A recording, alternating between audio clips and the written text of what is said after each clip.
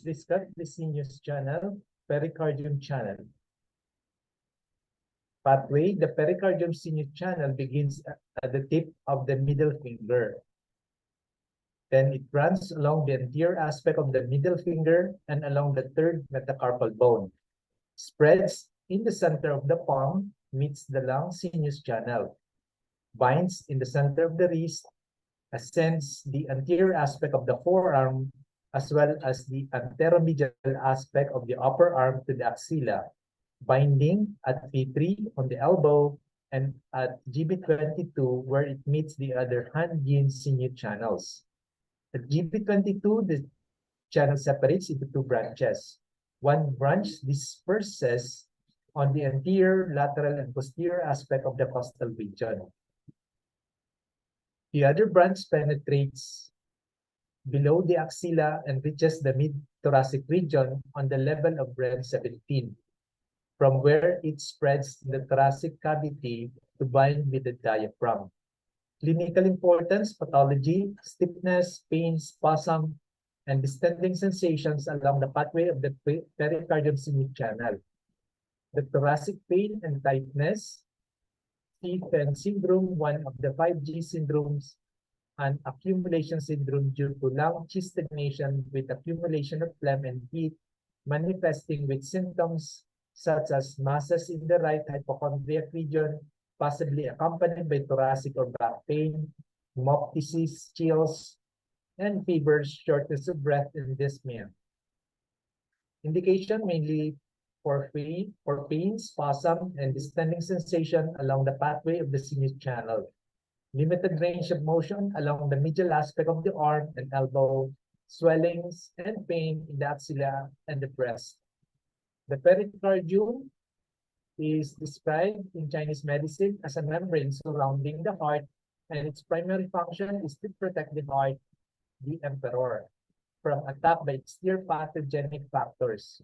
In the yellow emperor inner classics, the pericardium was not afforded independent status as one of the Sangfu, and this has been reflected in the Chinese medical tradition. Ever since discussion of the 5 Sang and 6 Fu, although not considered as a discrete Sang, but rather an appendage of the heart. The pericardium channel, paradoxically, was originally considered the primary channel to treat heart disorders. Thus, in the spiritual pivot, the yellow emperor has Qi-Bu, while thus the hand Xiaoyin channel alone have no shoe points. Qi-Bu implies the Xiaoyin is the heart vessel. The heart is the great master of the 5 Sang and 6 Fu, and is the abode of the essence spirit. It stores so firmly that no pathogen can come to reside. If it does, then the heart will be injured and the spirit will depart. If the spirit departs, there is death.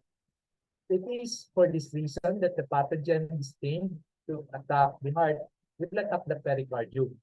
The pericardium is the channel that is controlled by the heart. Therefore, the heart alone has no shoe points.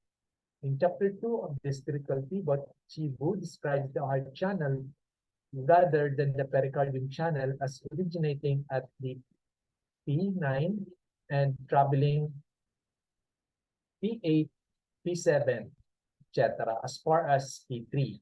The spiritual pivot elsewhere, however, just discuss points of the heart channel, for example, heart 7 for heart disorders, reflecting some of the contradiction inherent in a text written by different authors at different times. It was not until the systematic classic of acupuncture and moxibustion, written in the 3rd century, that 2 points of the heart channel were first discussed. In the theory of differentiation of patterns according to the Sangfu, the pericardium has no pattern of disharmony of its own. The only discussion of pericardium disorders per se follows on from its function as the wrapping or protection of the heart and the disturbance of consciousness manifesting as mental confusion and even coma that occurs during the course of a febrile disease is ascribed to pericardium rather than heart.